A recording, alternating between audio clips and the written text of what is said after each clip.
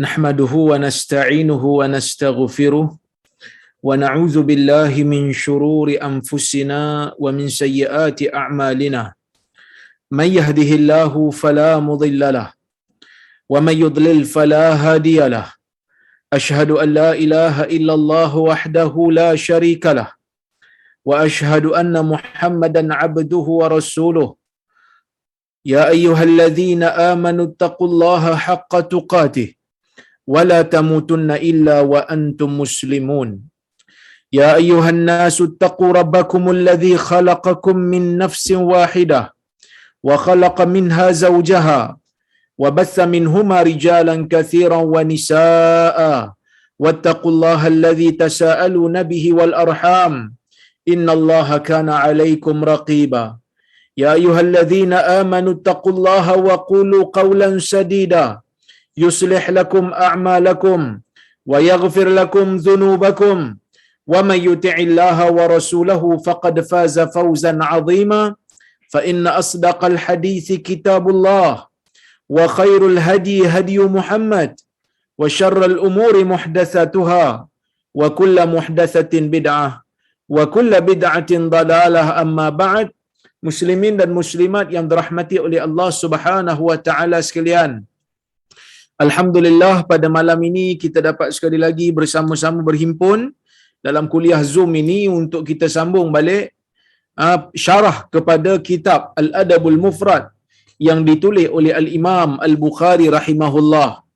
Dan insya-Allah hari ini kita nak masuk pada bab yang ke-26 iaitu bab silaturrahim. Bab pada membicarakan tentang silaturrahim.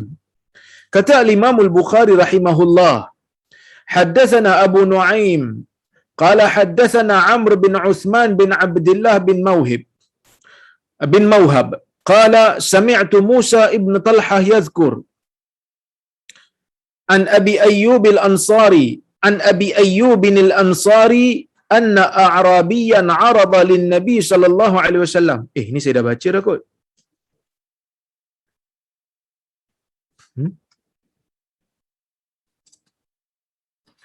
Sekejap, tuan-tuan, ni dah baca ke belum? Belum masih, Betul. Baik. Silap. Baik. Kita mula balik, Dia lebih kurang macam sama. Dia punya sanad tu jadi saya ingat macam dah baca. Baik. Kata Imam Al-Bukhari rahimahullah, haddatsana Abu Nuaim qala haddatsana Amr ibn Uthman ibn Abdullah bin Mawhab qala sami'tu Musa ibn Talhah yadhkur an Abi Ayyub al-Ansari anna a'rabiyan 'arada lin-nabi sallallahu alaihi wasallam fi masirih فقال أخبرني ما يقربني من الجنة ويباعدني من النار قال تعبد الله ولا تشرك به شيئا وتقيم الصلاة وتؤتي الزكاة وتصل الرحم. Yang bermaksud, Al-Imam Al-Bukhari mengatakan, Abu Nuaim telah menyampaikan kepada kami, katanya Amr bin Uthman bin Abdullah bin Mawhab telah menyampaikan kepada kami. Katanya saya mendengar Musa bin Talhah menyebutkan daripada Abu Ayyub Al-Ansari. Abu Ayyub Al-Ansari ni sahabat Nabi sallallahu alaihi wasallam. Yang mana kita semua tahu tuan-tuan, Abu Ayyub ni waktu awal peristiwa hijrah, Abu Ayyub ni lah yang menumpangkan Nabi di rumah dia sebelum daripada rumah Nabi sallallahu alaihi wasallam siap dibina. Sebelum daripada dibinanya Masjid Nabawi dan rumah Nabi, Nabi sallallahu alaihi wasallam menumpang di rumah Abu Ayyub dan Ummu Ayyub Al-Ansari. Ni orang terkenal lah, orang yang berjasa pada Nabi SAW. Abu Ayyub meriwayatkan, dia kata anna a'rabiyya, sesungguhnya orang A'rab.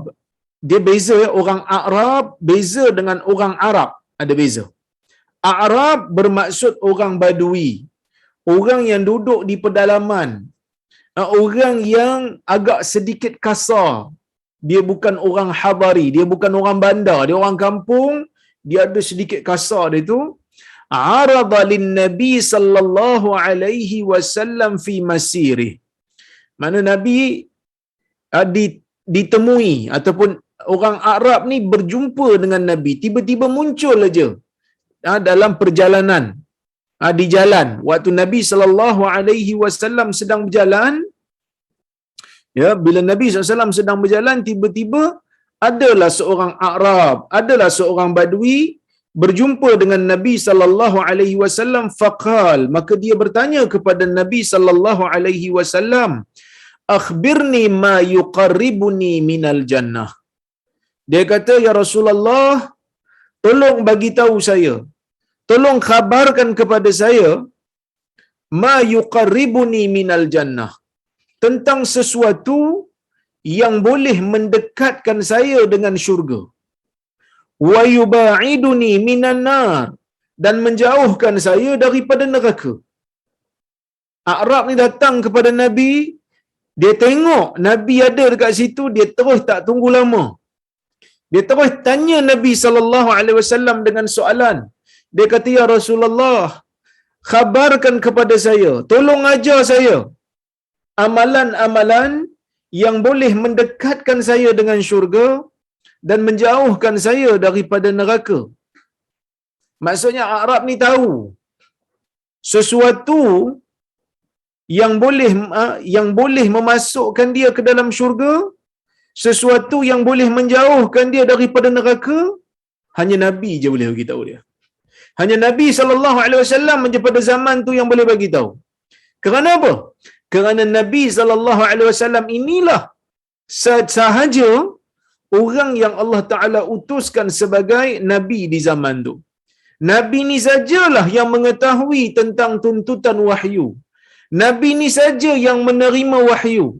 Maka segala ajaran-ajaran akidah, segala amalan-amalan syariah, segala ibadat-ibadat, segala amal baik yang ditentukan oleh Tuhan, Nabi inilah yang tahu.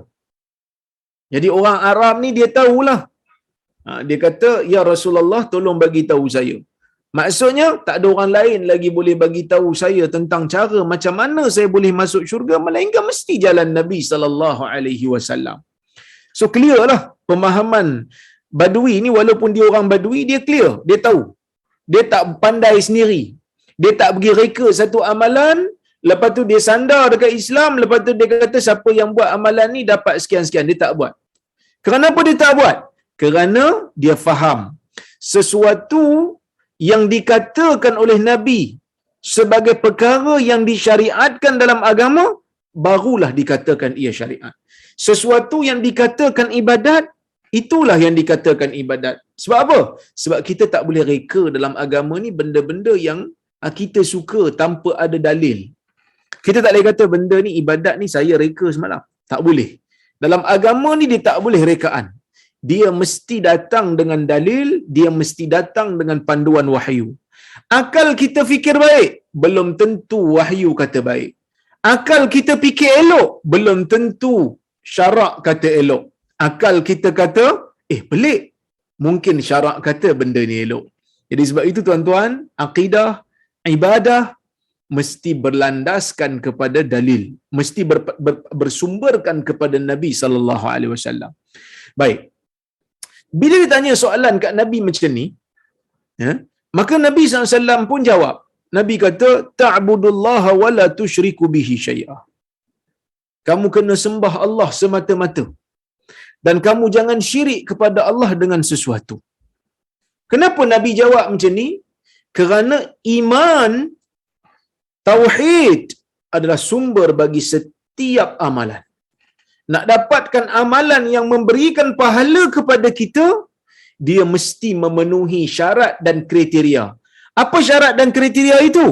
Syarat dan kriteria itu ialah apabila seseorang itu berpegang dengan tauhid, beriman kepada Allah semata-mata, beriman hanyalah kepada Allah itu saja yang layak untuk disembah, dan tidak melakukan syirik kepada Allah, tidak menyembah kepada benda lain, tidak menganggap Allah Ta'ala berkongsi kuasa dengan mana-mana orang, tidak menganggap bahawasanya ada orang yang mampu untuk menyelamatkan diri dia ataupun mengkabulkan hajat dia, melainkan hanyalah Allah Subhanahu wa taala semata-mata.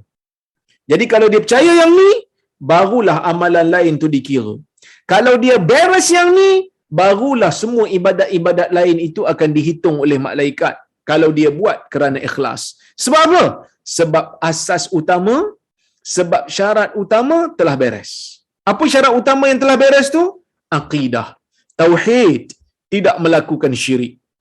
Kalau kita tengok tuan-tuan, mungkin orang-orang yang bukan Islam tu ada je buat baik, tetapi tidak memenuhi syarat. Bila tak penuh syarat, maka semua amalan-amalan baik yang mereka lakukan dalam dunia ini tidak dikira sebagai kebaikan di negeri akhirat. Sebab apa? Sebab syarat itu tidak lengkap. Kemudian Nabi kata, wa tuqimus salah, kemudian kamu mendirikan salat. Ya. Kemudian kamu mendirikan salat, wa tu'tiz zakah. Kemudian kamu membayar zakat. Kalau kita tengok kat sini, tak ada disebutkan tentang puasa. Tetapi dalam riwayat yang lain daripada Abu Hurairah, ada disebutkan tentang puasa. Maka disebutkan 3 benda yang utama yang menjadi ibadat orang Islam. Boleh katakan mana-mana manusia yang normal ada kena buat 3 benda ni. Apa dia? Yang pertama, mendirikan salat. Mendirikan salat ni Nabi tak perincikan, tetapi dalam hadis-hadis yang lain Nabi SAW memperincikan mendirikan salat ni salat yang wajib dululah. Salat yang wajib dulu. Sebab apa? Sebab kalau salat yang wajib tak beres, banyak salat sunat pun tak guna juga, kerana salat yang wajib itulah yang lebih utama. Bila dah buat yang wajib, barulah pergi kepada yang sunat. Kemudian watu'ti zakah, buat salat, kemudian bayar zakat, kemudian puasa. 3 ibadat ni tuan-tuan, dia ada 3 kategori ataupun kita kata ada 3 sifat. Sifat yang pertama, salat tu sendiri yang merupakan hubungan langsung antara kita dengan Allah Azza wa Jalla. Salat ni merupakan hubungan kita secara langsung dengan Allah Azza wa Jalla. Yang mana bila mana kita salat aja, bila mana kita salat aja, maka kita sedang bermunajat kepada Allah, kita sedang berbicara dengan Allah. Sebab tu dalam hadis riwayat Muslim daripada Abu Hurairah, Nabi SAW meriwayatkan daripada Allah Azza wa Jal. Nabi SAW meriwayatkan daripada Allah hadis qudsi, yang mana tuan-tuan pun biasa dengar hadis ni, yang mana Allah Ta'ala kata, qasamtus salah baini wa baina abdi nisfain wa li abdi ma sa'al. Aku membahagikan salat ini di antara aku dan hamba-Ku kepada 2 bahagian. Bagi hamba-Ku apa yang dia mahukan, bagi hamba-Ku apa yang dia inginkan. Ya, maka Allah Ta'ala kata, idza qala abdi, apabila hamba-Ku membacakan, ya, apabila hamba-Ku membacakan alhamdulillahi rabbil alamin, maha suci Allah, segala puji bagi Allah Tuhan sekalian alam. Tuhan jawab munajat kita, hamidani abdi, hamba-Ku memuji diriku. Maka kalau kita tengok kat sini tuan-tuan, memang betul-betul Allah Ta'ala menjawab setiap Fatihah kita. Bukan hanya Fatihah kita, Fatihah semua orang yang salat dalam dunia ni, Allah Ta'ala akan sahut. Macam mana Allah Ta'ala nak jawab, Ustaz? Ramai. Dalam dunia ni bukan kita je yang salat, ramai lagi orang salat. Bahkan dalam masjid tu semua salat, ratus orang contohnya. Macam mana Tuhan nak jawab? Tuan-tuan, itu bukan kerja kita untuk fikir. Yang tu bukan kerja kita untuk fikir. Yang bukan tugas kita untuk memikirkan tentang Allah. Tafakkaru fi khalqillah wala tatafakkaru fi zatillah. Yang kita kena fikir ni ialah makhluk Allah. Begitu hebatnya ciptaan Allah. Fikir kebesaran Allah. Bukan kita fikir tentang macam mana Allah Ta'ala. Bukan kita kena fikir, macam mana Allah Ta'ala ni ghaib pula, wujud ke tak wujud? Tak ada. Allah Ta'ala wujud. Jadi jangan cakap banyak. Jangan cakap banyak. Jadi kita tak perlu fikir macam mana. Sebaliknya kita beriman seperti mana yang disebutkan oleh hadis Nabi SAW yang sahih. Jadi itu clear. Kemudian Bila disebutkan tentang puasa dan zakat, puasa ni hubungan manusia dengan Allah dan juga dalam masa yang sama hubungan manusia dengan diri dia. Kalau salat, manusia dengan Allah, bicara dengan Allah, munajat dengan Allah, berdoa kepada Allah. Ya, kemudian puasa. Puasa ni pun sama, buat sesuatu kerana Allah, bukan buat sesuatu tak buat sesuatu kerana Allah. Ada beza sikitlah, ibadat puasa ni dia istimewa sikit. Kalau ibadat yang lain tu kita kena buat sesuatu baru dikira ibadat. Puasa kita tak buat sesuatu. Kita tak buat benda yang boleh membatalkan puasa, baru dikira ibadat. Itu dikira sebagai ibadat. Jadi puasa ni selain daripada kita meninggalkan sesuatu kerana Allah, kita tak buat benda yang membatalkan puasa kerana Allah. Dia berbeza sikit dengan salat yang melakukan sesuatu kerana Allah. Apa itu salat? Salat tu ada takbirnya, ada niatnya, ada fatihahnya, ada rukuknya, ada i'tidalnya, ada sujudnya, ada tasyahudnya. Tapi bila mana kita pergi kepada puasa, puasa ni kita meninggalkan sesuatu kerana Allah. Meninggalkan sesuatu perkara yang boleh membatalkan puasa kita hanya semata-mata kerana Allah Azza wa Jal. Dan dua-dua ni menjadikan orang mukmin itu hamba yang beriman yang sentiasa menjaga hubungan perhambaan di antara dia dengan Tuannya, iaitu dengan Allah Azza wa Jal. Kemudian disebutkan wa tu'ti zakah, kau berikan zakat. Bayar zakat. Kenapa bayar zakat?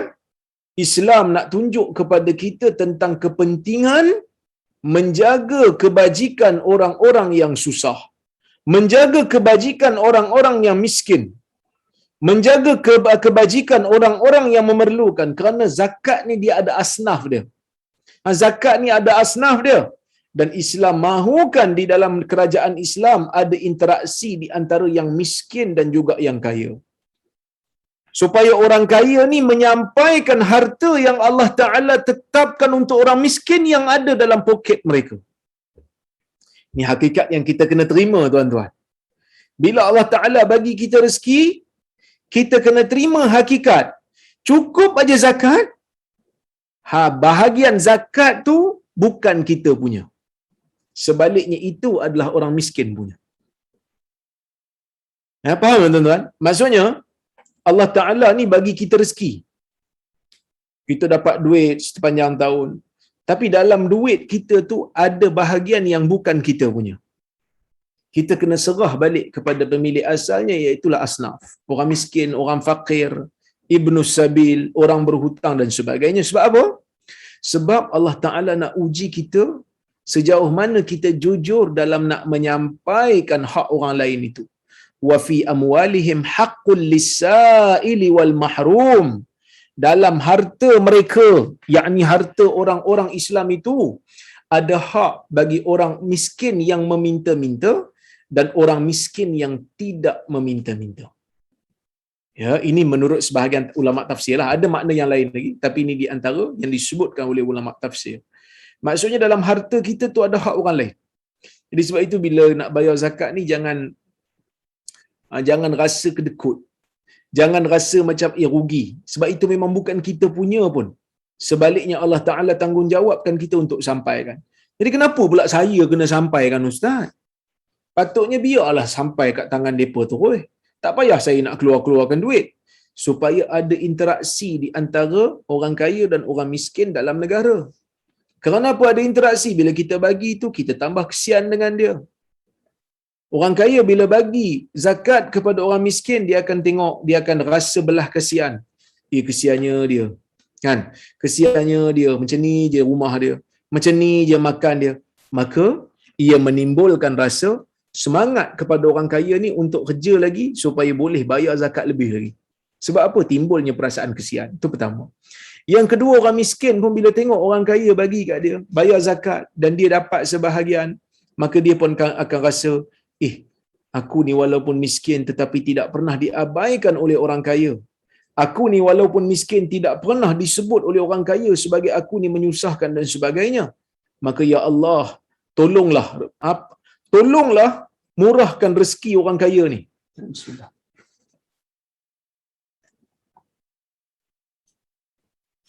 Ya Allah, tolong murahkan rezeki orang kaya ni ya Allah, supaya dia ni dapat rezeki yang berlebihan lagi dan lebih banyak orang-orang miskin yang boleh untuk dia bantu. Jadi adalah kita panggil interaksi di antara orang kaya dan orang miskin di dalam kerajaan Islam. Orang kaya kesian kepada orang miskin sayang kepada orang kaya. Ya, sayang kepada orang kaya.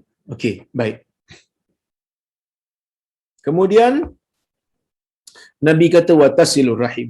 Ini hadis kita nak baca ni, iaitu menghubungkan hubungan silaturahim. Jadi hubungan silaturahim ni bukan hanya sekadar kita memenuhi kehendak fitrah, tetapi dalam masa yang sama Nabi SAW menyebutkan orang yang menghubungkan hubungan silaturahim ni akan menyebabkan dia tu boleh mendapat syurga Allah. Jadi apa faedah yang kita boleh ambil daripada hadis ni? Yang pertama sekali tuan-tuan, syurga dan neraka itu wujud. Dan ia adalah satu hakikat yang kita tak boleh nak nafi. Sesiapa yang nafi, kafir dia. Siapa yang kata sebenarnya syurga dan neraka ni tak ada, ni metafora aja, kafir. Kerana ia telah datang dalam dalil yang sangat jelas. Itu yang pertama. Yang kedua, seseorang nak masuk ke dalam syurga, dia perlu untuk beramal. Bukan kerana amalannya itu yang menyebabkan dia masuk syurga, tetapi amalan itu adalah syarat untuk dia mendapatkan rahmat, yang mana rahmat itulah yang menjadi penyebab untuk dia masuk ke dalam syurga Allah. Jadi sebab itulah orang Badui ni tanya, apakah amalan? Tolong bagi tahu saya amalan yang boleh membawa saya masuk ke dalam syurga Allah. Itu yang kedua. Yang ketiga kata, pengarang kitab Rasyul Barat ni dia kata apa? Dia kata hirsus sahabah ala ma'rifatil a'malil mujibah lil jannah wal mub'idah 'anil nar. Bagaimana bersungguhnya sahabat Nabi sallallahu alaihi wasallam. Sahabat ke ustaz, bukan Badui ke? Sahabatlah.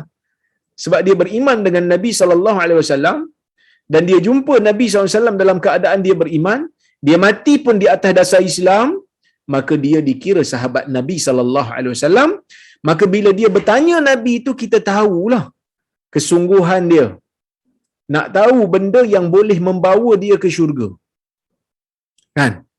Tapi dia tanya lebih lagi, bonus dia tanya, boleh jauhkan diri daripada neraka. Kerana mungkin kalau kita tanya bab syurga saja, tak tahu benda yang boleh menjauhkan kita daripada neraka, kita dok buat benda-benda yang boleh mendekatkan kepada neraka pula. Na'udzubillahi min zalik. Maka sebab itu sahabat ni tanya, dekatkan diri dengan syurga dan jauhkan diri daripada neraka. Maka Nabi SAW pun jawab. Nabi jawab dengan hadis yang kita huraikan tadi. Kemudian at-tauhid wa iqamatus salah wa ita'uz zakah wa silatur rahim minal a'mal allati tuniru tariqal jannah wa tub'idu 'anil nar.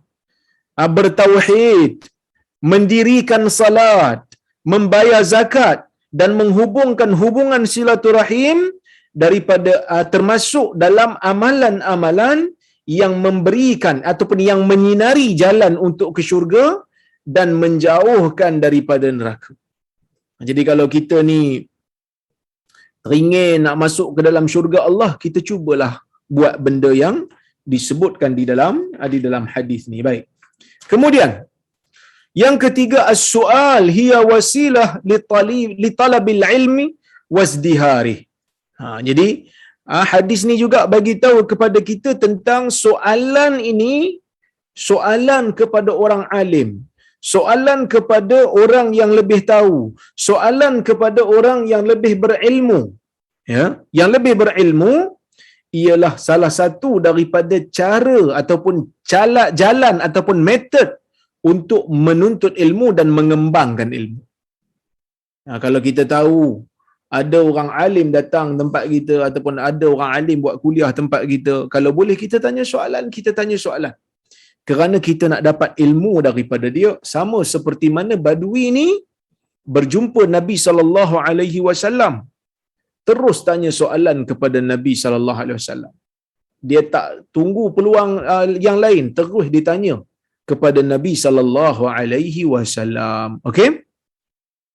Kemudian ahammiyah silatir rahim. Hadis ni juga nak bagi tahu kat kita tentang kepentingan menghubungkan hubungan silaturahim. Cuma ada lagi faedah yang lain yang saya nak sebutkan, antaranya adalah talabul ilmi fi kulli makan. Hadis ni nak bagi tahu bahawasanya menuntut ilmu ni boleh di mana saja. Sama ada tengah musafir pun boleh untuk mendapatkan ilmu. Sebab kadang-kadang ada juga orang sindir-sindir juga, ada juga. Bila kita sembang-sembang, bila kita bagi tahu benda ni, hukum ni macam ni, maksud hadis ni macam ni, maksud ayat Quran ni macam ni, ada juga kadang-kadang orang tengok kita, dia siap sindir lagi, rasa macam khutbah Jumaat pula, rasa macam kuliah maghrib pula. Tapi sebenarnya tak semestinya bila nak dengar ilmu agama ni mesti ada kat masjid. Tak semestinya bila nak dengar kuliah ilmu ni mesti duduk dalam khutbah Jumaat. Tak. Tak semestinya bila nak belajar agama ni mesti duduk dalam kuliah maghrib. Tak. Di mana saja kita mampu untuk belajar, di mana saja kita bertemu dengan orang-orang alim, maka kita boleh belajar daripada mereka. Ya? Dan kesungguhan Badui ni sangat terserlah lah bila dijumpa Nabi dalam berjalan pun, waktu berjalan, bukannya Nabi dekat rumah Nabi ni, Nabi tengah berjalan ni pun dia tanya. Dia tanya soalan yang memberikan manfaat kepada dia. Baik, kita pergi kepada hadis yang ke-50 dalam keseluruhan kitab ini. Kata Al-Imam Al-Bukhari rahimahullah, haddatsana Ismail bin Abi Uwais qala haddatsani Sulaiman ibn Bilal an Muawiyah ibnu Muzarrid an Sa'id ibn Yasar an Abi Hurairah anna Rasulullah sallallahu alaihi wasallam qala khalaqallahu azza wa jalla al-khalq falamma faragha minhu qamatir rahim faqala ma qalat hadha maqamul a'idh bika min al-qati'ah qala ala tardayna an asila man wasalak wa aqta'a man qata'ak qalat bala ya rab qala fadhaliki laki thumma qala Abu Hurairah iqra'u in syi'tum fahal asaytum in tawallaytum an tufsidu fil ard wa tuqatti'u arhamakum. Yang bermaksud, kata Al-Imam Al-Bukhari rahimahullah, Ismail bin Abi Uwais telah menceritakan kepada kami. Katanya, Sulaiman ibnu Bilal telah menceritakan kepada kami. Katanya, daripada Muawiyah bin Abi Muzarrid, daripada Muawiyah bin Abi al-Muzarrid, katanya daripada Sa'id ibn Yasar, daripada Abi Hurairah radhiyallahu anhu, katanya Nabi sallallahu alaihi wasallam bersabda. Nabi sallallahu alaihi wasallam bersabda, kata Nabi, khalaqallahu azza wa jalla al-khalq. Allah Subhanahu wa taala apabila mencipta makhluknya, falamma faragha minhu, ketika mana selesai Allah Taala menciptakan makhluk, selesai, menurut sebahagian ulama kata Allah Taala ni bila selesai menulis ataupun selesai menetapkan takdir bagi setiap makhluk. Sebab makhluk ni sentiasa akan diciptakan oleh Allah. Bahkan saya punya perkataan yang saya sebutkan pada malam ini pun sebenarnya setiap butir ni merupakan makhluk. Kerana benda ni tak ada sebelum ni. Bila saya nak bercakap, saya getarkan suara saya gerakkan mulut saya, maka itu dikira sebagai makhluk Allah Ta'ala yang menciptakan setiap yang ada pada saya ni untuk tuan-tuan dengar suara saya. Jadi sebab itu para ulama kata yang dimaksudkan dekat sini bila Allah Ta'ala menciptakan makhluk dan bila Allah Ta'ala telah selesai daripada penciptaan, maksudnya Allah Ta'ala selesai dalam menetapkan takdir pada makhluk ni. Qamatir rahim, berdiri rahim. Apa itu rahim? Rahim itu hubungan kekeluargaan. Hubungan kekeluargaan. Okey? Baik. Dia berdiri. Ustaz, macam mana hubungan kekeluargaan boleh berdiri? Dia bukannya benda yang berbentuk fizikal. Kan? Dia bukan sesuatu yang berbentuk fizikal. Okey. Yang inilah ulama bahas. Macam mana hubungan kekeluargaan itu boleh berdiri pula? Sebahagian ulama kata Allah Ta'ala berkuasa, dan inilah kebanyakanlah ulama kata Allah Ta'ala berkuasa, boleh cipta apa yang dia nak. Benda yang tak ada fizikal pun Allah Ta'ala boleh munculkan fizikalnya. Seperti mana Jibril alaihi salam yang begitu besar fizikalnya, kan? Nabi SAW cerita bila Jibril ni dia nampak, Nabi ni bila nampak Jibril ni punya zat memenuhi langit, ufuk langit dan bumi, tutup habis. Jadi maksudnya Jibril ni besar. Tiba-tiba Jibril yang sama tu boleh turun kepada Nabi SAW, menjelma kepada Nabi SAW, boleh tanya Nabi tentang hadis iman, Islam dan ihsan. Tak kepelik macam mana Jibril yang begitu besar tiba-tiba boleh jadi boleh menyerupai manusia, boleh jadi kecil. Saiz manusia. Macam mana tu? Kan? Adalah ulama dok bahas, dia kata mungkin Jibril ni keluar daripada jasad asal dia masuk kepada jasad yang baru. Ada yang kata Jibril ni mengecut, tapi semua itu tidak ada jawapan konklusif. Kalau tuan-tuan tengok dalam Fathul Bari, Al-Imam Ibn Hajar ada bawakan pandangan-pandangan ulama dalam isu ni. Tetapi akhirnya kita boleh buat keputusan, ini tidak ada jawapan yang konklusif. Kita percaya Allah Ta'ala boleh buat apa yang dia nak. Kun fayakun. Allah Ta'ala bila kata jadi, maka jadilah. Jadi, mereka percaya seperti mana yang disebutkan oleh Allah Subhanahu Wa Ta'ala. Ada juga yang kata, tak, ini bahasa metafora. Maksudnya ia hanyalah, kita panggil apa, gambaran sahaja. Tetapi bagi saya tidak mustahil untuk Allah Ta'ala jadikan benda ni berlaku kerana hadisnya pun telah sahih. Jadi bila bangun aja rahim, Allah Ta'ala kata mah. Allah Ta'ala kata mah. Mah ni ulama ada dua pandangan. Ada yang kata yang pertama, ia merupakan kalam larangan ataupun suruh berhenti. Jangan buat begitu. Maksudnya, jangan. Okay, ada yang kata tak, mah tu maksud istifham. Nak apa? Kan? Apa dia? Bila bangkit aja, Tuhan tanya apa dia. Jadi kalau tanya apa dia ni, biasanya kalau kita tanya pada orang, kau nak apa? Apa sebenarnya? Kalau kita tanya, kita nak tahu. Tapi Tuhan perlu ke untuk tahu? Tuhan perlu ke bertanya untuk tahu? Sedangkan Tuhan ni maha tahu. Maka sebab itu kata para ulama, ya, antaranya yang disebutkan oleh beberapa pengarang kitab, antaranya Al-Munawi dan selainnya, mereka mengatakan bahawasanya pertanyaan Allah Ta'ala itu bukan untuk nak tahu, kerana Allah Ta'ala ni maha tahu. Allah Ta'ala tahu dah. Daripada awal Allah Ta'ala tahu. Daripada azali Allah Ta'ala tahu. Habis itu Allah Ta'ala tanya tu untuk apa? Li'ibda'il hajah. Supaya dia tu menzahirkan hajat dia yang mungkin tidak diketahui oleh makhluk-makhluk lain. Seperti gitulah kerana hadis ni akan diceritakan oleh Nabi SAW pada kita. Jadi tanya Allah Ta'ala ni bukan untuk Allah Ta'ala nak tahu dah. Tanya Allah Ta'ala ni kepada dia supaya dia menjelaskan kepada Allah apa yang dia nak. Dia menjelaskan kepada Allah apa yang dia nak. Kata dia, hadza maqamul a'idhi bika minal qati'ah. Inilah tempat berdirinya orang yang berlindung kepadamu wahai Tuhan daripada memutuskan, untuk menjauhkan dirinya daripada memutuskan hubungan silaturahim. Maka Tuhan kata apa kat dia?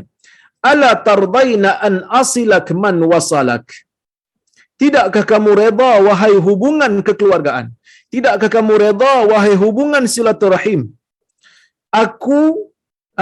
Tidakkah kamu redha jika aku, tidakkah kamu redha bahawa aku akan menghubungkan orang yang menghubungkan kamu, dan aku akan memutuskan bagi orang yang memutuskan kamu? Apa maksud Allah Ta'ala akan sambung orang yang sambungkan hubungan silaturahim? Dan apa makna Allah Ta'ala kata aku akan putuskan orang yang putuskan hubungan silaturahim. Makna apa ni? Maknanya Allah Ta'ala ni bagi tahu kepada rahim, bagi tahu kepada hubungan ni, kalau siapa yang menjaga hubungan silaturahim, Allah Ta'ala akan sambungkan dia, Allah Ta'ala akan teruskan hubungan dengan dia, yang mana Allah Ta'ala akan berikan kebaikan yang banyak pada dia. Selain daripada beri pahala, Allah Ta'ala akan memberikan ihsan kepada dia, memberikan kurnia kepada dia. Ya, baik. Wa aqta'a man qata'a, dan siapa yang memutuskan kamu wahai Tuhan, wahai Rahim, sesiapa yang memutuskan kamu wahai Rahim, aku yakni Tuhan akan memutuskannya. Maksudnya Allah Ta'ala akan putuskan pahala, mendapat dosa, dan dalam masa yang sama kurniaan-kurniaan Allah yang lain, ihsan, kelebihan, rezeki yang luas juga tidak akan dapat kepada orang yang memutuskan hubungan silaturahim. Maka dia pun kata, bala ya Rabb. Dia kata, aku redha lah wahai Tuhan. Aku redha wahai Tuhan. Summa qala kemudian dia kata, Allah Ta'ala kata kepada Rahim, fazaliki laki. Semua ni adalah untukmu. Apa dia? Ganjaran ni. Siapa yang buat baik, siapa yang hubungkan hubungan engkau dengan ahli keluarganya, wahai Rahim, maka aku akan berikan kurnia yang banyak. Itu habuan untuk engkau. Habuan untuk engkau wahai hubungan silaturahim. Summa qala Abu Hurairah, iqra'u in syi'tum. Bacalah, Abu Hurairah kata kepada anak murid dia, bacalah jika kamu mahu. Fahal asaitum in tawallaitum am tufsidu fil ard wa tuqatti'u arhamakum. Boleh jadi jika kamu berpaling. Boleh jadi jika kamu berpaling, kamu melakukan kerosakan di atas muka bumi dan kamu memutuskan hubungan silaturahim. Jadi maksudnya dalam ayat ni Allah Ta'ala menjadikan dua amalan di satu level yang dicela. Apa dia? Yang pertama melakukan kerosakan di bumi, yang kedua melakukan pemutusan silaturahim. Memutuskan hubungan silaturahim termasuk satu level ataupun sekali disebutkan dengan, dikumpulkan dengan melakukan kerosakan di atas muka bumi ini. Jadi hadis ni, tuan-tuan dan puan-puan rahmati Allah Subhanahu wa taala, bagi tahu kepada kita tentang pertama keesaan Allah, kebesaran Allah dan kudrat Allah yang menjadikan rahim itu boleh bercakap. Hubungan kekeluargaan itu boleh bercakap. Walaupun sebahagian ulama kata tak, mungkin yang dimaksudkan di sini adalah bahasa metafora, yang dimaksudkan ialah malaikat yang bercakap bagi pihak dia. Tapi sebahagian ulama mengatakan, ya, tak. Ini memang rahim yang bercakap. Okey? Dia bangkit, dia bercakap, Tuhan kata berhenti. Ya, lepas tu baru dia hubungkan. Ada yang kata apa dia? So saya dah huraian. Baik. Apa pengajaran yang kita boleh ambil daripada hadis ni? Pengajaran yang kita boleh ambil daripada hadis ni, yang pertama, seperti mana yang telah kita tekankan banyak kali, penegasan terhadap keharaman ataupun pengharaman memutuskan silaturahim. Ini yang disebutkan oleh para ulama menggunakan hadis ni. Yang kedua, silaturahim merupakan sebab untuk mendapatkan rahmat Allah bagi hamba-Nya. Kalau kita nak Allah Ta'ala sayang kita, kalau kita nak Allah Ta'ala berikan ihsan kepada kita, kalau kita nak rezeki kita diluaskan, cabaran kita ataupun kesempitan kita diringankan, maka jangan memutuskan hubungan silaturahim. Wa qati'atuha sababul fasad wal ifsad. Dan memutuskan hubungan silaturahim sesama ahli keluarga adalah penyebab kepada kerosakan dan penyebab kepada orang merosakkan orang lain. Kerana bermusuh-musuh.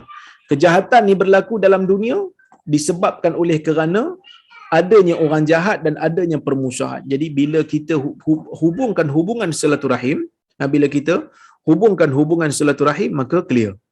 Tidak ada lagi permusuhan. Baik, yang ketiga, al-isti'adah la takunu illa billahi wahdahu la syarikalah. Minta perlindungan daripada sesuatu. Minta perlindungan daripada sesuatu yang bersifat maknawi. Bila kita nak minta berlindung daripada sesuatu yang orang lain tak boleh bagi, hanyalah pada Allah. Minta berlindung daripada syaitan, minta pada Allah. minta sesuatu yang bersifat maknawi, minta pada Allah. Tapi bukanlah maknanya kalau kita minta sesuatu yang bersifat fizikal tak boleh minta selain pada Allah. Contohnya macam kita minta isteri kita, tolong bagi saya selimut jap, saya nak tidur umpamanya kan. Bolehlah. Yang tu tak ada masalah, ya. Baik. Kita tengok pada hadis yang berikutnya. Hadis nombor 51. Kata al-Imam al-Bukhari rahimahullah, haddatsana al-Humaidi qala haddatsana Sufyan an Abi Sa'ad an Muhammad bin Abi Musa an Ibni Abbas qala wa ati dzal qurba haqqahu wal miskina wa ibn as-sabil al-ayah. Qala bada'a fa amarahu bi awjabil huquq wa dallahu ala afdalil a'mal idza kana 'indahu shay'. فقال وآت ذا القربى حقه والمسكين وابن السبيل وعلمه إذا لم يكن عنده شيء كيف يقول فقال وإما تعرضن عنهم ابتغاء رحمة من ربك ترجوها فقل لهم قولا ميسورا عدة حسنة كأنه قد كان ولعله أن يكون إن شاء الله ولا تجعل يدك مغلولة إلى عنقك لا تعطي شيئا ولا تبسطها كل البسط تعطي ما عندك فتقعد ملوما يعني يلومك من يأتيك بعد ولا يجد عندك شيئا محسورا قد حسرك من قد أعطيته. Hadis ni dia punya sanad dia dhaif tuan-tuan. Hadis ni sanad dia dhaif kerana ada perawi dia yang bernama Muhammad bin Abu Musa itu Muhammad bin Abi Musa merupakan perawi yang tidak dikenali. Begitu juga ada seorang perawi yang bernama Abu Sa'ad. Dalam sanad ni dia merupakan mudallis. Dan dia tu sendiri adalah yang dhaif kerana Ibn Hajar mengatakan ia dhaif dan Az-Zahabi mengatakan beliau adalah periwayat hadis-hadis yang tak dikenali, hadis-hadis mungkar, ya. Baik. Tapi tak apalah, kita ambil faedah daripada hadis ni, ya. Kita ambil faedah daripada apa yang disebutkan oleh riwayat ini. Okey? Baik. Kata al-Imam al-Bukhari rahimahullah.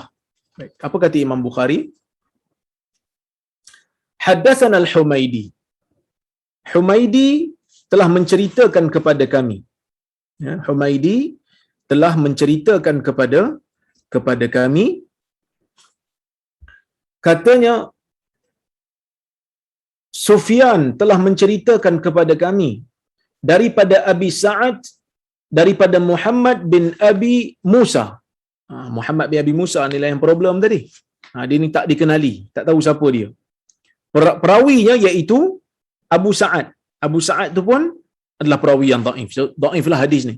An Ibni Abbas, daripada Ibni Abbas yang mana Allah Subhanahu wa taala berfirman, Ibn Abbas mentafsirkan ayat ni. Wa atizal qurba haqqahu wal miskina wa ibnas sabil al-ayah. Ibn Abbas mentafsirkan ayat ni, ayat Allah Taala dalam surah Al-Isra ayat 26. Bila Allah Taala kata, berilah zal qurba, berilah keluargamu hak mereka, haknya, dan orang-orang miskin dan juga musafir yang terputus bekalan. Apa kata Ibn Abbas? Bada'a fa'amarahu bi'awjabil huquq. Allah Ta'ala mulakan dengan memerintahkan Nabi sallallahu alaihi wasallam, ya, dengan sesuatu yang paling dengan sesuatu hak yang paling wajib untuk dijaga. Maksudnya benda yang paling utama untuk dijaga adalah silaturahim.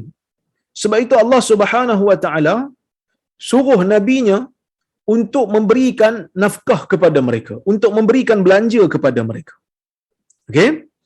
Bila Allah Taala kata wa atizal qurba, datangkan kepada keluarga yang terdekat itu hak mereka, berikan haknya. Maksudnya ini yang paling kena jaga sekali, ya. Wal miskin wa ibnas sabil, dan orang miskin dan juga musafir yang terputus bekalan. Okey?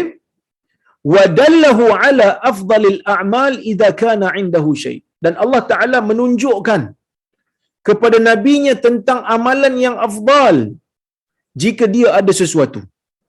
Berikan nafkah kepada ahli keluarga dulu, kalau ada lebih berikan kepada orang-orang yang terdekat untuk menghubungkan dan mengeratkan hubungan silaturahim, kemudian baru bagi orang miskin yang lain, ya.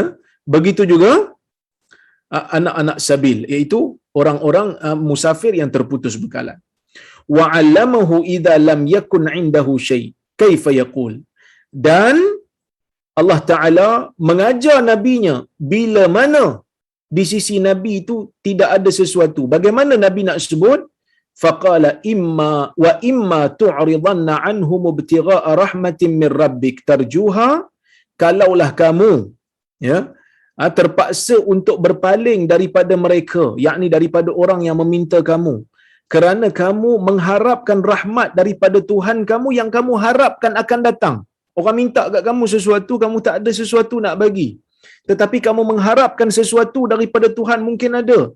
Faqul lahum qawlan maysura, sebutlah kepada mereka itu perkataan yang mudah, iaitu perkataan yang berbentuk jaminan ataupun perkataan yang baik kepada mereka, iaitu berikan mereka sebut, sebelum ni ada, insya-Allah lepas ni pun ada, insya-Allah sebelum ni ada, lepas ni pun ada, wala'allahu ayyakun insya-Allah. Allah Ta'ala ajar kepada Nabi, kalau tak ada apa-apa nak beri kepada orang, kalau orang minta, sebut macam tu. Sebelum ni ada, alhamdulillah, lepas ni insya-Allah dengan izin Allah juga ada lah. Okey. Wala taj'al yadaka maghlulatan ila unukik. Kamu janganlah jadikan tangan kamu seolah-olah terikat ke tengkuk kamu. La tu'ti syai'a, dengan kamu tak memberikan apa-apa. Wala tabsutha kullal bast. Jangan tak bagi langsung pada orang yang minta, dan jangan juga terlalu bermurah. Tu'ti ma indak fataq'uda maluman. Fataq'uda maluma. Jangan bagi terlalu banyak kepada orang lain. Jangan bagi terlalu banyak, kerana nanti kalau kau bagi semua, yalumuka may ya'tika ba'd. Orang yang datang kemudian bila tak dapat dah bagi semua kat orang lain, orang yang tak dapat, orang yang datang kemudian tak dapat, dia akan mencela kamu. Wala yajidu indaka syai'a, dalam keadaan dia tak dapat apa yang dia nak daripada kamu di sisi kamu. Mahsura, dan kamu akan berada dalam keadaan tidak ada apa-apa lagi, dalam keadaan yang rugi. Qad hasaraka man qad a'taitahu, yang mana mahsura ini kamu telah dihabiskan oleh pemberian kamu telah habis oleh orang yang datang sebelum daripada itu. Ni hadis ni adalah hadis yang dhaif, ya. Tetapi tak apalah, kita ambil manfaat kerana dhaifnya pun dhaif yang ringan. Itu Syekh ni menyebutkan, dia kata fiqhul hadis yusillahu ibadahu bisilati qarabatihim wa arhamihim. Hadis ni Ibn Abbas nak bagi tahu, Allah Ta'ala dengan ayat Al-Quran yang Allah Ta'ala berikan kepada Nabi itu, pesanan kepada Nabi itu merupakan salah satu daripada peringatan supaya Nabi menjaga silaturahim, menjaga hak kerabat, menjaga hubungan silaturahim. Kemudian Allah Ta'ala juga memerintahkan Nabinya untuk memberikan hak kepada zil qurba, memberikan hak kepada orang miskin, dan memberikan hak kepada orang-orang yang musafir yang terputus bekalan. Wa huwa amrun likulli fard min afradi ummati. Walaupun ayat ni macam nak tunjuk perintah Nabi SAW saja, tetapi ia tidak bermakna hanya untuk Nabi. Ia tidak hanya untuk Nabi SAW, sebaliknya untuk semua umat dia lah. Semua umat dia yang mana mereka yang mempunyai kemampuan, mereka yang mempunyai, kita panggil apa, belanja, kalau boleh untuk infak, utamakan infak untuk ahli keluarga dahulu, zal qurba dahulu, kemudian barulah pergi kepada orang-orang miskin dan orang-orang yang berkeperluan yang lain. Ya, jadi Nabi SAW ni diajar oleh Allah. Maksudnya bila nak berikan pemberian, letakkan prioriti, utamakan silaturahim, utamakan kerabat, dan kalau nak bagi pun Allah Ta'ala kata jangan terlalu kedekut sampai tak bagi langsung, jangan terlalu banyak memberikan kepada satu orang satu bahagian, sedangkan yang lain-lain nanti tak dapat. Seimbangkan supaya ia memberikan kesaksamaan kepada orang yang berada di sisi Nabi SAW. Ya, baik. Kemudian tuan-tuan dan puan-puan rahmati Allah sekalian, kita tengok bab yang ke-27. Bab fadlu silaturrahim. Bab kelebihan silaturahim. Hadis nombor 52. Kata al-Imam al-Bukhari rahimahullah, haddatsana Muhammad ibnu Ubaidillah, haddatsana Muhammad ibnu Ubaidillah, qala haddatsana ibnu Abi Hazim, anil Ala, an abihi, an Abi Hurairah radhiyallahu anhu qala, ata rajulun an-nabiy sallallahu alaihi wasallam faqala ya Rasulullah inna li qarabatan asiluhum wa yaqta'un wa uhsinu ilayhim wa yusi'una ilayhi wa yajhaluna alayya wa ahlumu anhum qala la in kana kama taqul ka'annama tusiffuhumul mal wa la yazalu ma'aka minallahi dhahir alayhim ma dumta ala dhalik. Yang bermaksud, ya, yang bermaksud, kata Imam Bukhari, Muhammad bin Ubaidullah telah menceritakan kepada kami. Katanya, Ibn Abi Hazim telah bercerita kepada kami daripada Al-Ala, daripada ayahnya, daripada Abu Hurairah radhiyallahu anhu, katanya, ada seorang lelaki datang bertemu dengan Nabi sallallahu alaihi wasallam. Ada seorang lelaki datang berjumpa dengan Nabi sallallahu alaihi wasallam. Kemudian dia kata apa dekat Nabi, dia kata, ya Rasulullah, inna li qarabah. Dia kata, wahai Rasulullah, aku ni, ya, ada kerabat. Aku ni ada saudara mara, aku ni ada adik-beradik. Asiluhum wa yaqta'un. Aku sentiasa menjaga hubungan silaturahim dengan mereka, tetapi mereka memutuskan aku. Maksudnya mereka tak mau jaga aku. Ya, mereka tak mau jaga aku. Kemudian wa uhsinu ilaihim wa yusiuna ilai. Aku buat baik pada mereka, tetapi mereka buat jahat pada aku. Wa yajhaluna alayya wa ahlumu anhum. Ya. Mereka buat benda tak elok pada aku, mereka maki aku. Maksudnya mereka buat jahat pada aku satu, kemudian mereka ni berlaku keras, buat benda bodoh dengan aku. Maksudnya buat benda jahat lah, buat benda keras lah kat aku, maki hamun aku. Wa ahlumu anhum, tapi masa tu aku rasa aku tahan jugalah. Aku buat baik juga dengan mereka, aku sabar. Aku sabar, aku tahan. Aku tanggunglah semua benda ni kerana nak menghubungkan silaturahim dengan mereka walaupun mereka buat benda tak elok dengan aku. Qala, apa Nabi kata? La in kana kama taqul. Kalaulah kata mereka ni buat seperti mana yang kamu sebut, dan kamu pun buat seperti mana yang kamu sebut, walaupun mereka melakukan kekasaran kepada kamu, Nabi kata, ka'annama tusiffuhumul mal. Kamu ni seolah-olah telah mencampakkan masuk ke dalam mulut mereka itu adalah pasir yang panas. Nabi kata, kalau betul lah macam mana yang kamu sebut ni, kalau benda yang kamu sebut ni bukan temberang, benda betul, seolah-olah kamu telah memasukkan, memberi makan kepada mereka itu pasir yang panas. Sebab apa? Pasir yang panas ni kalau masuk dalam mulut, ia menyakitkan. Tambah pula padang pasir kan. Dengan pasir yang halus tu memang panas lah. Sebab tu di antara seksa yang dikenakan oleh Allah, yang dikenakan oleh orang Quraisy kepada Bilal, sewaktu Bilal percaya kepada Allah, bertauhidkan dengan tauhid kepada Allah, mereka paksa Bilal untuk baring di atas pasir yang panas sebab memang panas. Nabi kata apa pada mereka? Nabi kata, ya,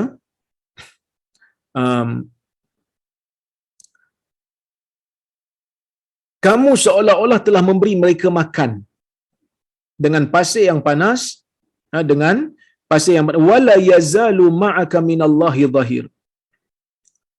Kamu telah menyebabkan mereka mendapat dosa.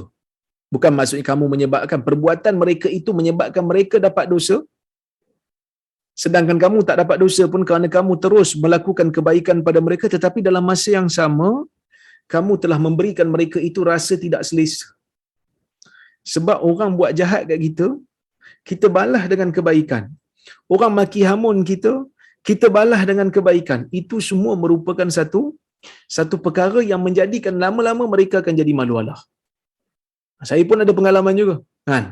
Saya pun ada pengalaman juga yang mana sebelum ni ada juga orang duk maki-maki dalam Facebook, letak dekat mesej saya, dia mesej saya, dia maki-maki hamun saya, dia kata nak pijak muka saya.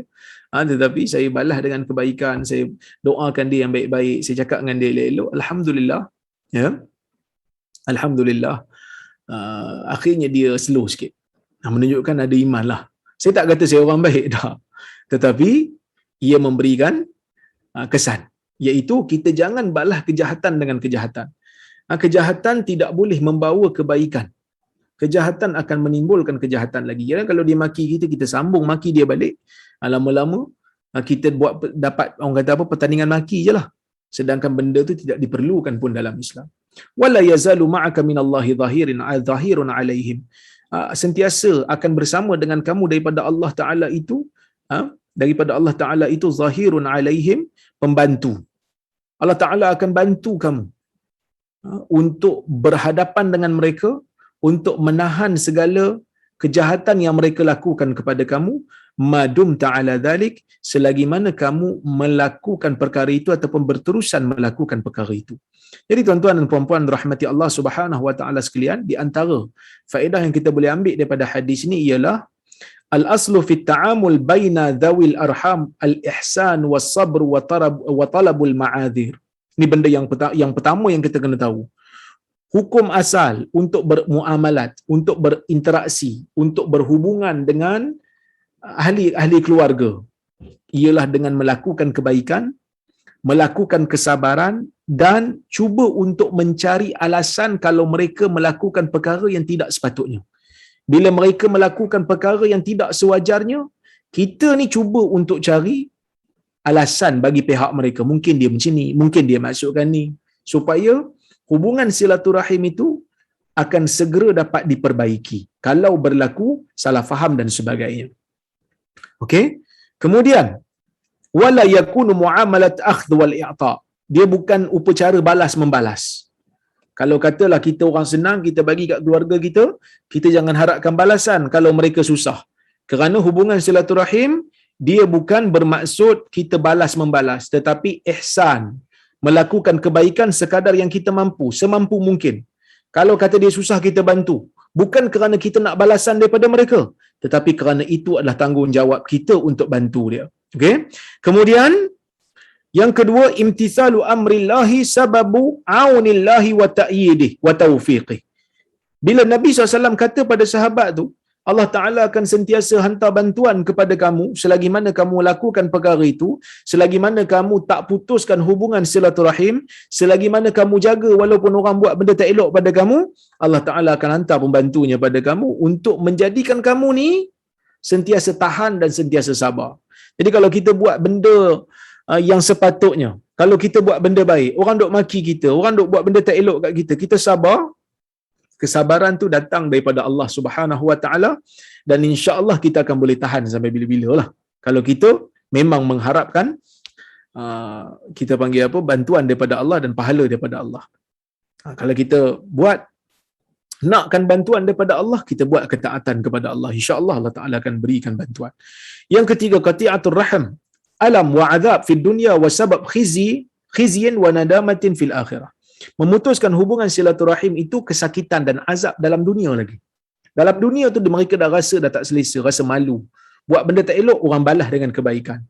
Maki hamun, orang balas dengan pujian dan doa yang baik-baik. Begitu juga di akhirat, ia menyebabkan penyesalan di hari akhirat nanti. Dan yang keempat, yang bagi lil abd ay yahtasibal ajr min Allah Subhanahu wa taala fi ada'il huquq wal ihsan ila dhawil qurba wa ghairihim. Dan sepatutnya bagi seorang hamba apabila melakukan sesuatu ketaatan, dia mengharapkan pahala daripada Allah. Bila dia melaksanakan tanggungjawab, buat baik kepada ahli keluarga, buat baik kepada kerabat, dia mengharapkan balasan daripada Allah. Kalau dia mengharapkan balasan daripada Allah, orang tak balas kebaikan dia pun no big deal, dia tak akan rasa susah hati. Sebab apa dia tak rasa susah hati? Kerana dia bukan minta ganjaran daripada manusia. Tak. Dia minta ganjaran daripada Allah. selagi mana Allah memberikan ganjaran, dia dah melakukan kebaikan. Orang balas ke orang tak balas, tak ada masalah bagi dia, no big deal. Kerana dia telah pun dapat apa yang dia nak, iaitu pahala daripada Allah.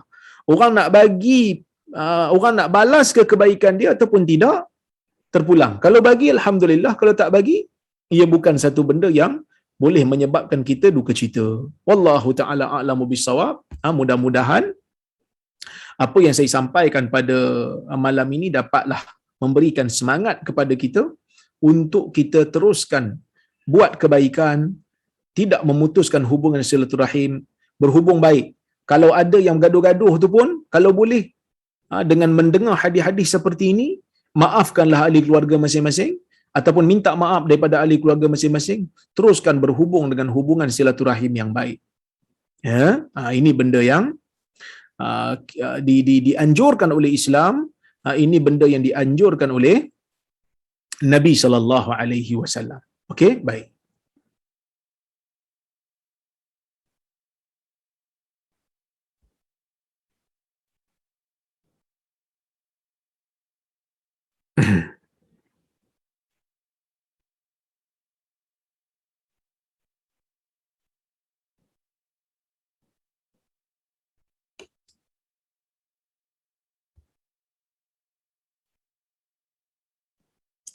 Okey, saya tengok kalau ada soalan.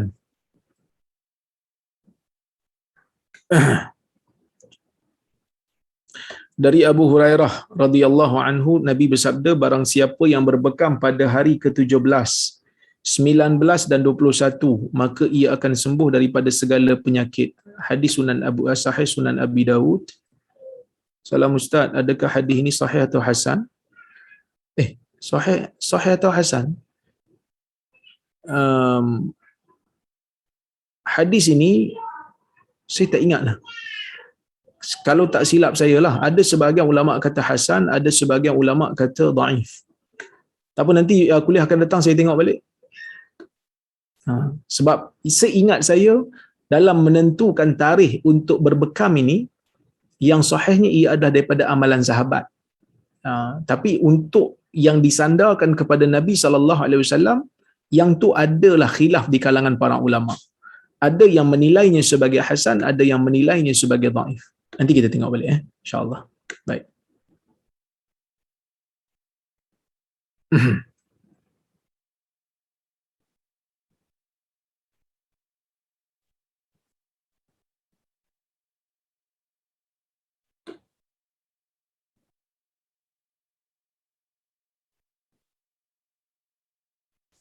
Assalamualaikum Dr. Waalaikumsalam. Semoga Allah merahmati Dr. sekeluarga dan tuan juga. Izin bertanya, apakah boleh kita meminta anak-anak kecil atau belum baligh mendoakan kita dengan keyakinan bahawa doa mereka dimakbulkan sebab mereka tiada dosa? Mohon dijelaskan.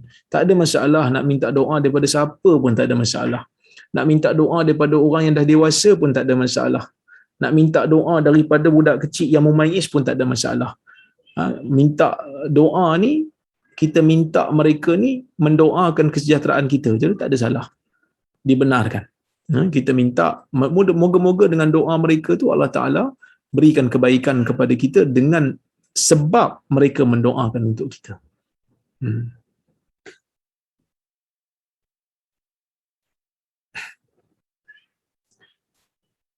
Assalamualaikum Doktor. Waalaikumsalam. Semoga doktor dan keluarga senantiasa diberikan kesihatan. Saya nak tanya, apakah maksud isnad hasan, isnad dhaif dalam hadis? Sebab saya banyak jumpa dalam Musnad Ahmad, tapi saya tak faham maksud dia. Adakah isnad hasan bermaksud hadis hasan dan isnad dhaif bererti hadis dhaif? Jazakallah khair. Wa anta fajazakumullahu khair. Ni mungkin sahabat kita daripada seberang, daripada Indonesia mungkin. Saya boleh katakan begini, hadis ni dia ada dua. Satu sanad, satu matan. Hadis ada sanad dan ada matan. Apa itu sanad dan apa itu matan? Okey. Sanad ni ialah salasilah perawi daripada fulan, daripada fulan, daripada fulan, daripada fulan, daripada Nabi sallallahu alaihi wasallam. Yang ni sanad. Lepas sanad berakhir qala Nabi sallallahu alaihi wasallam, yang tu matan. Maksud bila sanad berakhir aja maka bermulalah matan. Matan ni teks. kata-kata Nabi, perbuatan Nabi. Okey, itu definisi dulu. Hadis ni pula ulama nak nilai dia punya status sebab Nabi ni dah wafat. Nabi ni dah wafat dah. Jadi kita ni tak ada ruang nak pergi tanya Nabi, ya Rasulullah, betul ke kau sebut benda ni? Kan? Betul ke kau sebut benda ni? Kita tak ada ruang dah. Jadi apa yang kita boleh buat? Kita boleh tengok dia punya jalur periwayatan tu, ataupun kita panggil chain of narrators, iaitu perawi itu punya salah silah. Kita cek seorang-seorang. Ya. Setelah cek seorang-seorang, bila kita kenal pasti ia menepati syarat sahih yang 5. Pegangan agama bagus, jaga hadis bagus, pemeliharaan terhadap hadis dia bagus, sanad dia bersambung, tidak ada kecacatan, tidak ada keganjilan, maka sanad tu sahih. Lepas sanad sahih, ulama akan cek dia punya teks. Kerana teks ni mungkin sanad sahih tapi teks tak sahih. Sebab apa? Sebab mungkin perawi yang baik pun buat silap. Mungkin lupa, mungkin nyanyuk dan sebagainya. Jadi, sanad sahih tidak menjamin matan sahih. Itu hukum asal. Tetapi kebiasaannya sanad sahih itu maksudnya hadis pun sahih lah. Tapi kalau dia kata sanadnya dhaif, sanad tu lah dhaif. Adakah dhaif betul-betul? Boleh jadi dhaif, boleh jadi dhaif tu ada sanad lain daripada kitab lain yang menyokongnya dan mengatakan dan menaik taraf sanad ini dan sanad itu, kedua-duanya menjadi hasan li ghairi. Jadi isnad dhaif ni maksudnya salah silah perawi itu dhaif. Boleh diangkat tak? Boleh diangkat jika ada, ya, bila boleh diangkat boleh dinaik taraf jika ada sokongan yang menyokongnya. Wallahu a'lam.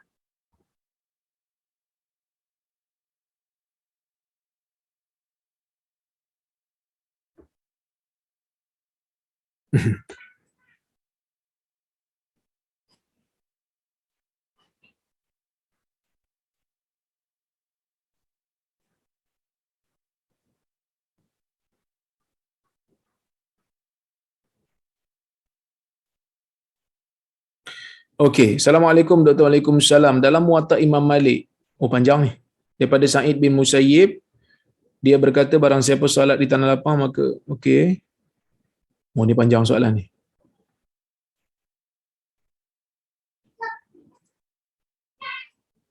Okey, soalan dia ni lebih pada soalan teknikal ya. Macam mana kaedah basic untuk mengetahui hadis mursal yang diterima? Sebab setahu saya hadis mursal jumhur ahli hadis menolaknya. Namun sebahagian mazhab menerimanya sebagai dalil dengan beberapa syarat. Mursal ni adalah hadis yang tabi'in riwayat terus kepada Nabi SAW tanpa menyebutkan siapakah sumber mereka. Kerana tabi'in ni ada yang mengambil hadis daripada sahabat, ada yang mengambil hadis daripada tabi'in lain, dan tabi'in lain tu ambil daripada sahabat. Kalau tabi'in tu ambil daripada sahabat, maka selesai masalah. Sebab sahabat semuanya jujur, tidak ada yang berbohong dan tidak ada yang dhaif. Tapi kalau tabi'in itu ambil daripada tabi'in lain, takut-takut tabi'in lain tu dhaif, dia silap. Maka sebab itu ulama menolak, majoriti muhaddisin menolak hadis mursal dan mereka mengatakan hadisnya dhaif. Tetapi ada di sana mazhab yang menerima, antaranya mazhab Hanbali menerima. Begitu juga mazhab Hanafi, mereka menerima dengan syarat. Sebenarnya mazhab Syafi'i pun meletakkan syarat untuk menerima hadis mursal, antaranya diletakkan syarat tabi'in yang meriwayatkan hadis tu mesti tabi'in yang besar yang kebanyakan riwayatnya datang daripada sahabat. Dia tu memang anak murid sahabat, cuma kadang-kadang dia riwayat daripada tabi'in. Maka itu syarat pertama. Syarat yang kedua, dia ni pula bukan jenis orang yang suka riwayat daripada perawi yang dhaif. Kalau dia menamakan perawi, pastinya perawi yang thiqah. Itu kata Imam Syafi'i. Dan juga mesti sanad itu disokong oleh mana-mana orang kata apa, jalur yang lain. Sama ada jalur musnad yang sahih menyokong dia, ataupun jalur mursal yang lain menyokong dia, ataupun jalur sahabat, pandangan sahabat ataupun fatwa sahabat menyokong kandungan isi kandungan hadis mursal itu, ataupun ada ijma' ulama ataupun fatwa amatul ulama, ijma' ulama yang menaik taraf hadis tu, maka hadis mursal itu diterima. Ya, tetapi hadis mursal ni pula, ya, kalau tidak ada sokongan, katalah syarat tak cukup, adakah dia dinaik taraf? Tidak. Kalau syarat tak cukup, dia kekal hadis yang dhaif. Dhaif dia boleh dibawa hujah? Tidak boleh dibawa hujah. Tapi boleh tak digunakan untuk fadail amal? Boleh untuk dikatakan fadail, boleh untuk diamalkan dalam fadail amal. Wallahu a'lam. Baik. Assalamualaikum warahmatullahi wabarakatuh. Bagaimana pula dengan tidak terlalu ramah dengan kawan kita sebab perangai kawan kita yang batu api dan bermuka-muka, talam dua muka itu? Adakah itu salah satu memutuskan silaturahim? Memutuskan silaturahim, yang dimaksudkan dengan silaturahim itu ialah orang yang ada hubungan kekeluargaan dengan kita, iaitu adik-beradik kita, mak ayah kita, kemudian di atas tok kita apa semua tu, itu silaturahim yang wajib untuk dihubungkan, hubungan dengan mereka, buat baik dengan mereka. Hubungan dengan ahli keluarga yang bukan mahram kita, tapi dia ahli keluarga kita tapi dia bukan mahram kita, umpamanya sepupu, umpamanya yang lain-lain lah yang bukan mahram, maka mereka ini sunat kita hubungkan silaturahim, tak sampai kepada tahap wajib lagi lah, ya. Tapi untuk kawan ni dipanggil ukhuwah.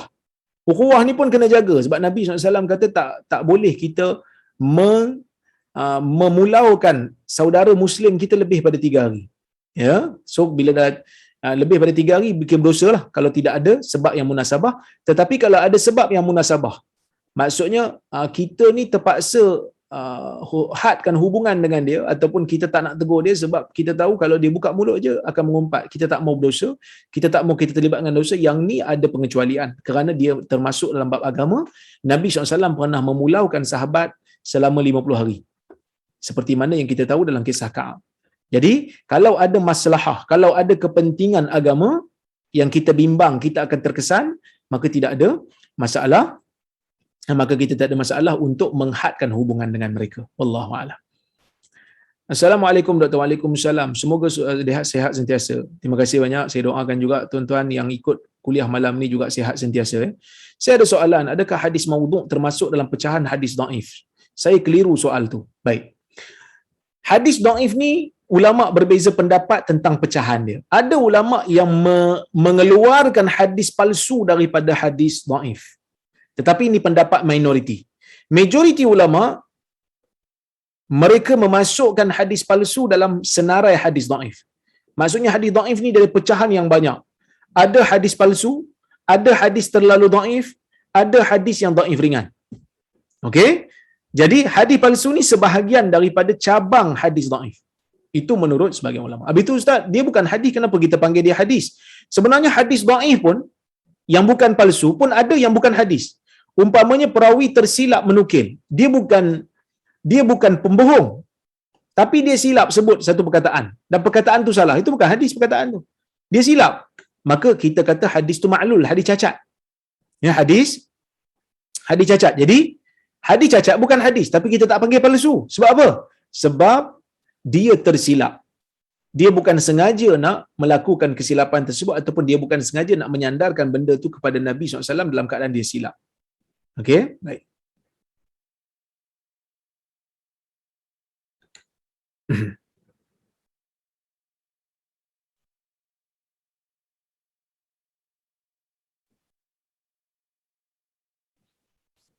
Okey.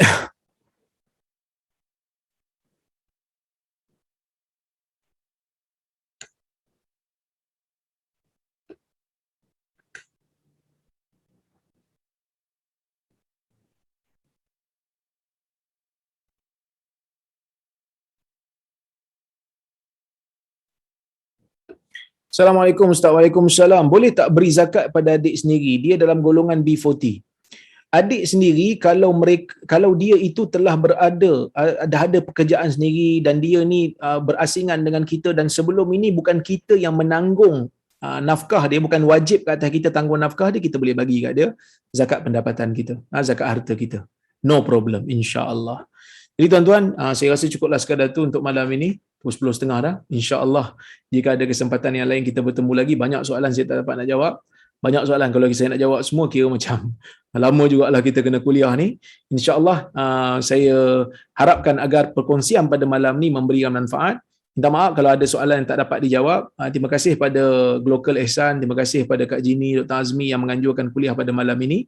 Terima kasih pada semua. Saya mohon maaf kerana kalau ada tersilap kata, tersalah bahasa. Aqulu qawli hadza wa astaghfirullahal azim li wa lakum. Wassalamualaikum warahmatullahi wabarakatuh. Waalaikumsalam.